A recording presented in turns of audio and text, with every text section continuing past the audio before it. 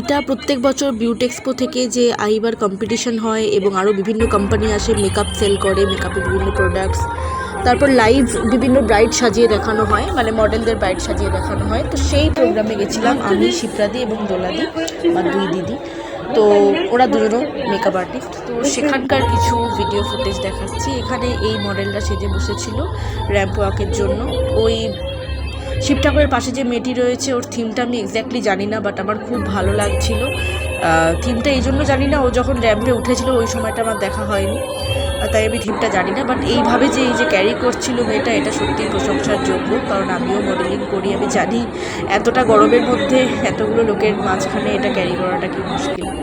তো বাঙালিদের খাওয়া দাওয়া তো থাকবেই। এই যে আমরা চলে এসেছিলাম ভেজিটেবল চপ, সিঙ্গাড়া আর চায়ের দিকে, যেহেতু আমার নিরামিষ ছিল। তারপরে এই যে কেনাকাটিগুলো শুরু করলাম। তো এখান থেকে অনেক কিছু কিনলাম।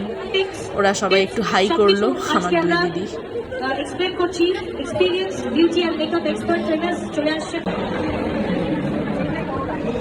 একটা ব্যাগ হয়েছে কমপ্লিট, এবার দুটো ব্যাগ হয়েছে। মোটামুটি তোমাদের দেখালাম কি কি নিয়েছি।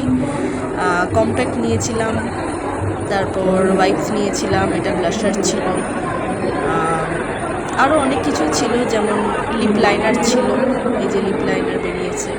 এরপরে একটা কি ছিল ভুলে গেছি, যাই হোক অ্যালোভেরার কিছু একটা হবে, এটা ওই সম্ভবত ডাবল চিনের জন্য। তো এইভাবে ভালোই শপিং করে ফেলেছি।